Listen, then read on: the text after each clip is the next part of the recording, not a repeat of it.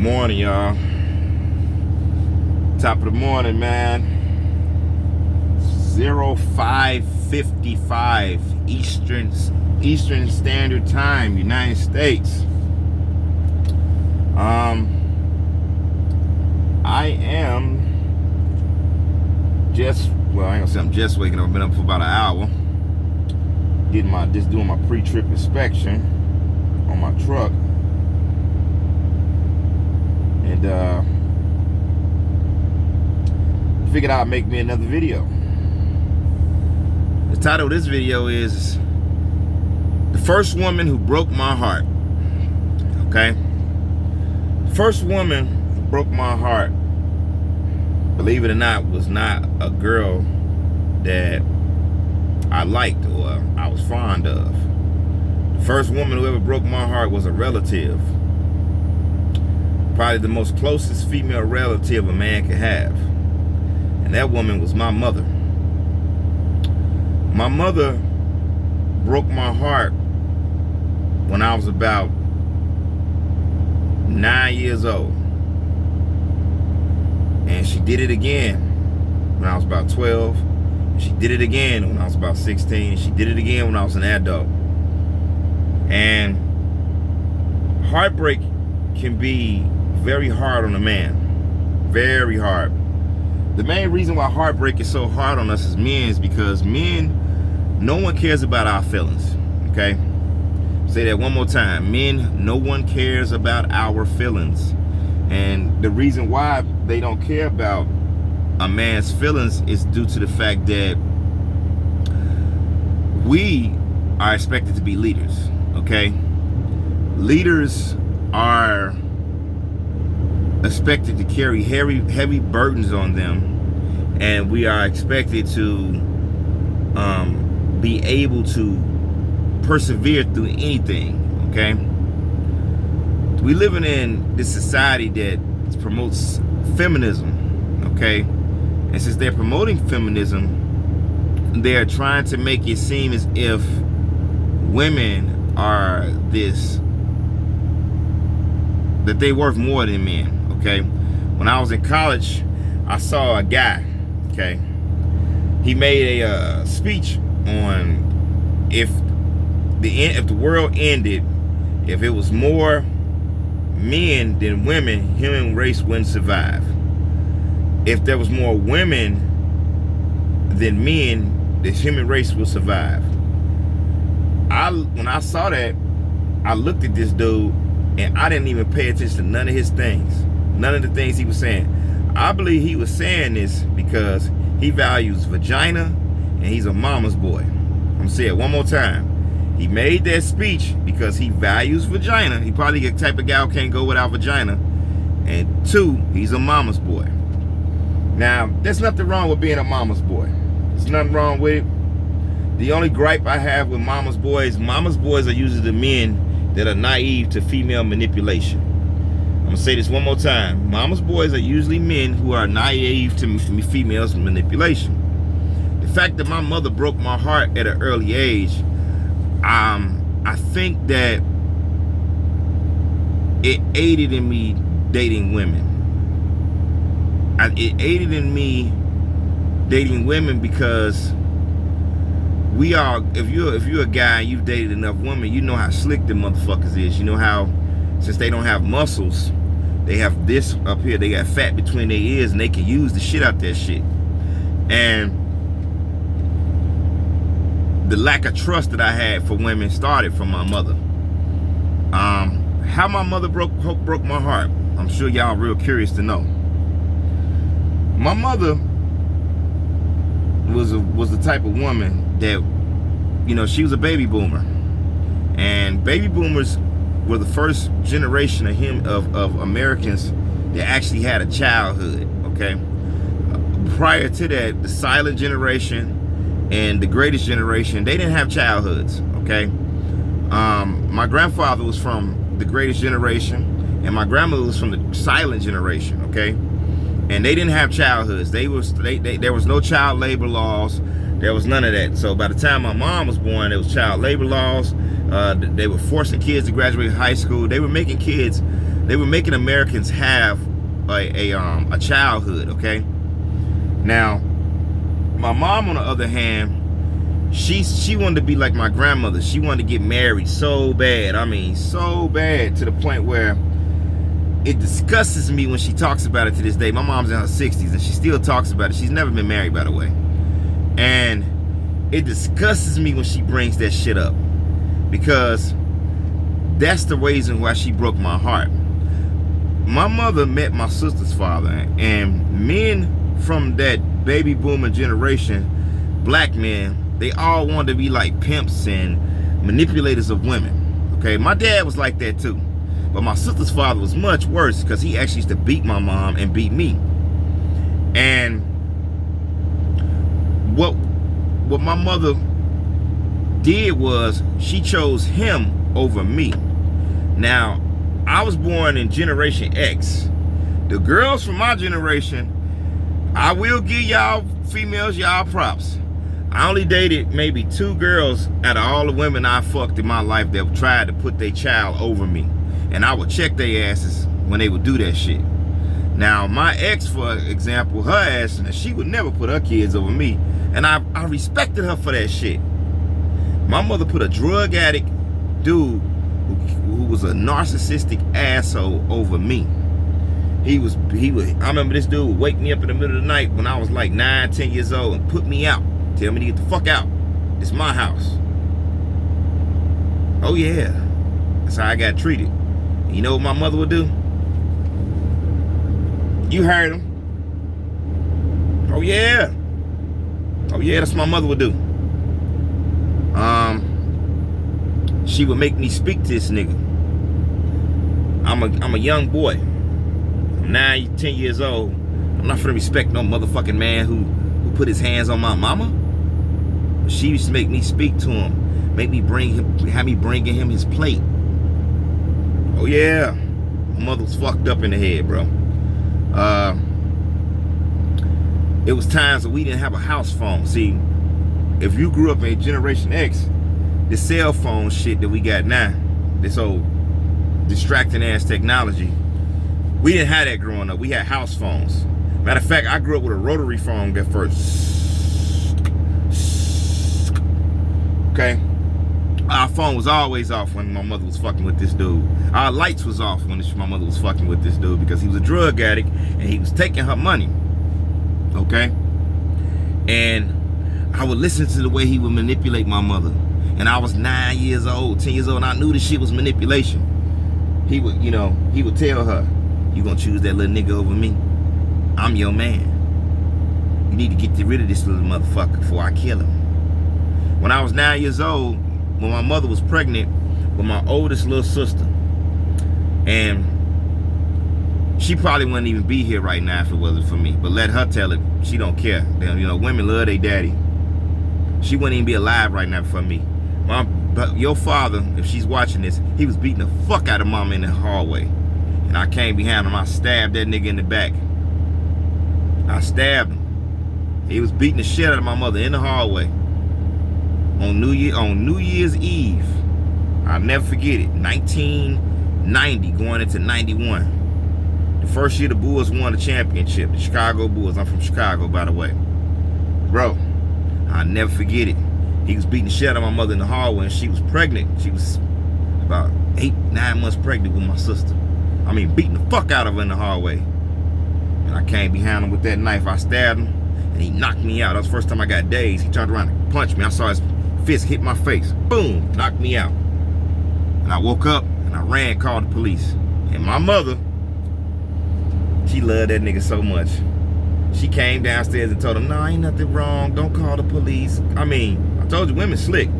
She went from getting her ass whooped, and she switched to, "Ain't nothing wrong. He just got scared because me and my man got into an argument." Oh yeah, I ain't lying on him. So you don't forget shit like that. I remember when I was fucking up in school. I remember, man, I got like 7 F's on my report card. I mean, shit, I damn near got an F in damn near every subject. And back then, it wasn't like now. Nowadays, if a child gets that many F's on his report card, they're gonna probably send children and family services to the kid's house or whatever. But no, they blamed the child back then. So I got blamed for, you know, this. But the real reason why I got 7 F's on my report card when I was in 4th grade was because I was too busy worried about what was going on in my house. Every day I went home, man, I was on edge. I was on edge like a motherfucker. I had to be careful. I had to make sure this dude wasn't about to snap today. You know, I had to make sure, you know, he wasn't getting in one of his drug fixes because he couldn't get high. I remember this dude was, like I said, he was a narcissist. So he would start smear campaigns against me. Oh yeah, he would tell everybody I was the problem, a child. He said that, you know, he's a disrespectful little motherfucker, and what the bam, and you know, he keep calling the police on me and shit, making up lies about me and shit. Man, that motherfucker used to give my mother's black eyes. I remember, man, this motherfucker folded me up. Back in the day, they had the old school let-out couch. I remember this nigga folded me up in there, man. Folded me up in the let-out couch. He folded me up in the motherfucker. He folded me up in the let-out couch. My mother came like 30 minutes later and said, "Get up, wimp." Oh yeah. Oh yeah. If you ask my mom about it now, man, she'd probably say I don't remember saying nothing like that. You know, it's funny how people don't remember the things they did to you when you become somebody. What's fucked up about this life that we're living is that majority of the people that become successful are like me. There are people who have been shitted on, left for dead. People who have been looked at as if you're worth nothing. And what it does to you is it hardens your heart, then it shows you how this life really is. Okay? My grandfather was also abused. My mother's father, he was abused growing up. And he was abusive to my mom and my aunts and uncles. Because my great-grandfather was highly abusive. But the abuse that my grandfather went through was never as severe as the abuse I went through. You know? I remember when I moved with my dad, and that's another video I'm gonna do about the relationship between me and my biological father. When I moved my dad, of course I didn't trust him because he wasn't around. He didn't protect me from my sister's father, so I had gripes with him. And whenever I went to visit my mom, you know, it was an issue. Or, you know, your son, I see your son over here now, you know. And he was fucking with a whole nother bitch, my sister's father. He left my mom and was fucking with some ugly ass broad. I mean, this chick, because he was a womanizer. I mean, this is what weak men do. They'll have sex with any woman long as she's doing something for them. You know, that's why I call them beta males. They just like women. You know, like I always talk about in my other videos, how women, like as a guy, you really don't have to be very attractive to get a fine woman. You know, so let's face it, a lot of fine women will date a man based off his income, okay? And guys that are like that, I call them beta males because they just like these bitches. But what I learned is that guys like him, they'll try to influence guys to be other guys to be that way, man. You better get you a broad with some money, man. Ooh, ooh. Now me, on the other hand, I could never even have sex with a woman that I had no physical attractive to. And like I say, he left my mom for this ugly ass lady. I mean, when I saw the lady, I said, oh, this nigga ain't shit. And my mother was still in love with this motherfucker. Still in love. I believe he was still having sex with my mom. My mom ain't gonna tell me. But I believe him and my mother was still having sex while he was with this other lady. Then years later, this clown ends up getting back with his first baby mama. His first one. And my mother's still in love with this nigga. Still. And my mom, after he left her, he disrespected her real bad one time. Real bad. And I heard about it. I was like 18, 19 years old. I was in the Navy, so I didn't say nothing about it. I kept it to myself. By then, I'm smart now. I know how to keep my emotions in. I know how to play the game. So I found out where the motherfucker lived, and I went to his crib. I knocked on the door.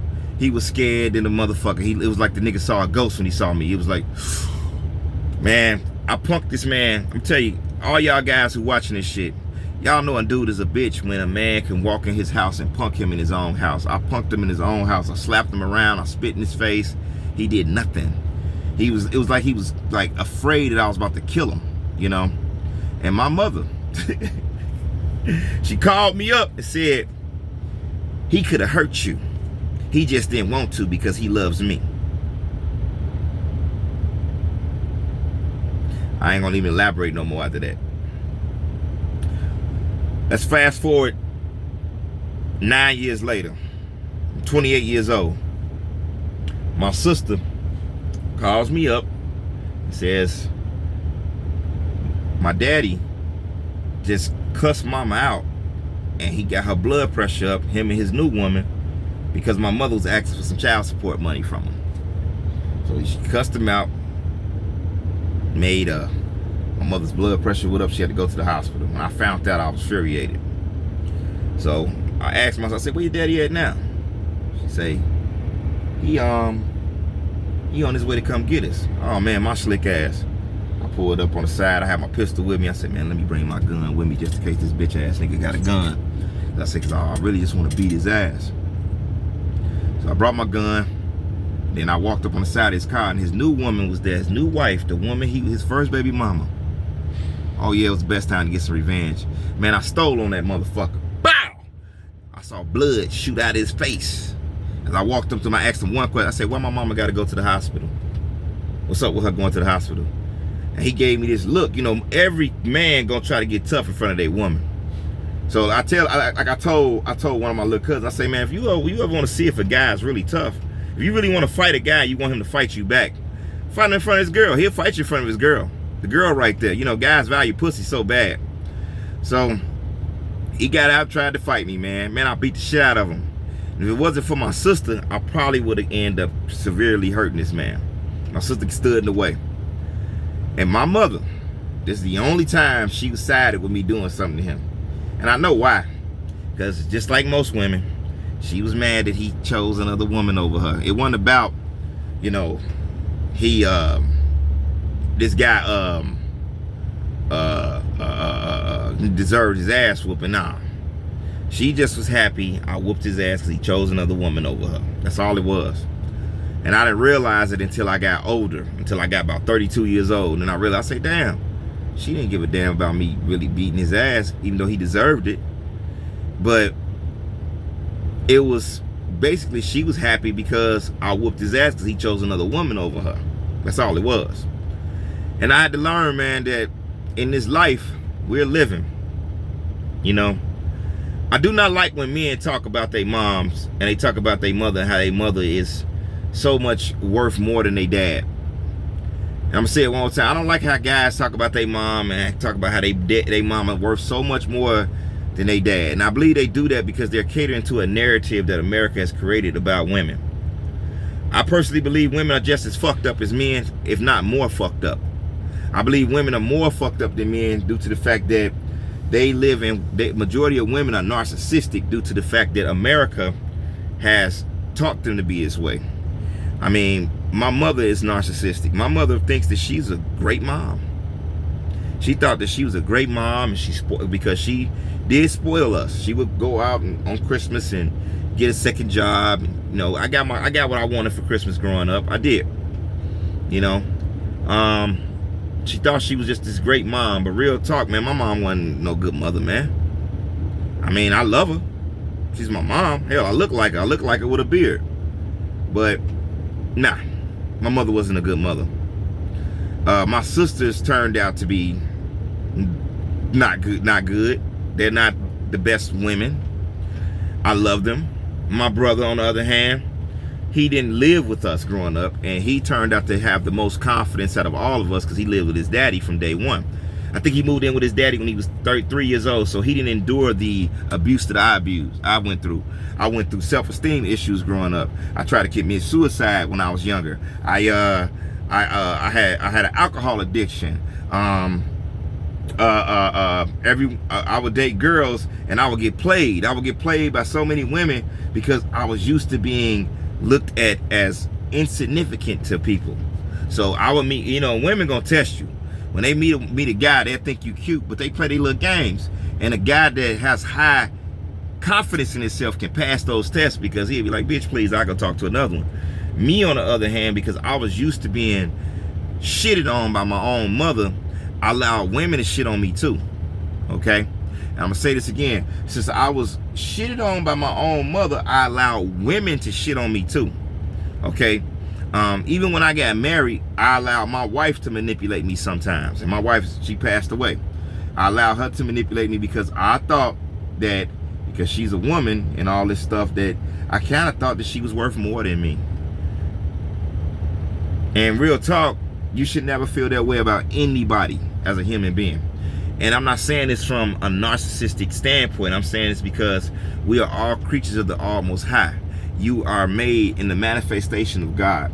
You should believe in yourself just because of that. The fact that God put you here. I don't care what you've been through. I don't care if your mother threw you in a garbage can when you was a kid. You are a manifestation of God. You're supposed to believe in yourself. And what happens is that human perception intervenes with that. Human beings come in your life and make you feel like you ain't shit. Okay? But you have to understand that the way they feel about you does not fucking matter. What matters is how you feel about yourself and how the Most High feels about you. Okay? And I never been to prison. Thank God. I was covered. I never joined gangs because I saw the lack of loyalty with them. But majority of my friends that was gangbangers grew up the same way I did. They mother broke their heart. And I know a lot of guys whose mothers broke their heart and they in denial about it. Because they think like their mom, and their mom got them thinking that everything was their dad's fault. And my mom did the same thing to me. She made me feel that everything that was going on in my life, all the problems, was my dad's fault. Because she was narcissistic. And to this day, when I confront her about what happened in the past, she still is narcissistic about it. Matter of fact, the reason why I'm making this video is about 2 weeks ago, my mother, because I'm a CDL driver, I drive trucks. My mother called me up and told me that my sister's father, he got his CDL and he got a job working for the city and I need to apply for his job. This is a man who abused me. This is a man I had to stab in the back growing up. This is a man who I had to beat up. This is a man I had to do all this evil shit to. And you want me to go apply for a job and work with this motherfucker? YouTube, tell me, man, is my mama still in love with this nigga or what? Because I think she is. In fact, I know she is. But it's not my business anymore. What I've chose to do is I do not value the relationship with my mother anymore. I don't. Because I refuse to be around people who don't value themselves. Even if they my mom or my father. My mother does not value herself. And I refuse to deal with that. Now, I am a religious man. They say honor your mother and your father, your days be longer. I believe in that. But I'm not going to be around my mother if she's not right. I'm sorry. I mean, if something bad happens to my mom, yeah, I'll be there. But no. And then I noticed something. My mother, since this has happened, she calls me on a regular. Ever since she called and I got mad at her about trying to get me to apply for this dude's job. Now she called me on a regular. She tell everybody, oh, I don't know why he mad at me. Narcissist. And I just learned, man, at the end of the day, my life does not have to revolve around what she did or what happened to me younger. It's about me. So I'm on this journey in my life, and I want to tell y'all guys, man, out here, heartbreak to me is important in life. It could turn you into a savage, or if you're a soft motherfucker, you'll kill yourself. Because like I say, when I wanted to kill myself, I was in a soft man mentality. I don't feel sorry for people who kill themselves. I just don't. Because I had that feeling before. You know, I wanted to kill myself. And I thought about that feeling I had, man. It was like the most, it felt like shit, like dookie. Like, it was the most terrible fucking feeling that you can have. You know, and what's crazy is your body and your mind has a defense mechanism for you to kill you. If you try to kill yourself, it'll try to fight. Like, it's like an involuntary action. Okay, you can't control it. Like, when I was trying to drink bleach, I remember I was 15 years old, I tried to drink bleach. And when I first swallowed it, my body just hurled it up. It hurled it up.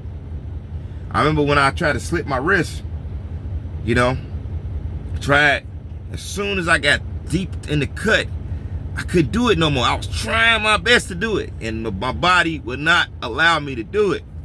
See, your body wants to live. Your mind wants to live. That's why I believe we are three, like the Holy Trinity say, mind, body, and soul. Now, your mind, you know, that's me talking right now, my conscience. I'm talking to you in my mind. But my soul and my body, they doing something else. And my soul and body was stopping me from that shit. Every time. So that's the reason why I do not feel sorry for people kill themselves. That means you was able to fight against your body and soul, but you couldn't beat your mind. So I do not feel sorry for people kill themselves. I don't. You know, you call me carnal, call me whatever, but I just don't. I believe God doesn't either. God sends you right to hell. And any religion that you are, they say that suicide is eternal damnation. And it is. It is. So, like I said, man, heartbreak is designed to make you a beast. It is not designed for you to use heartbreak as a means to, how can I say, use it as a crutch. Now, my story is my story. Like, comment, subscribe.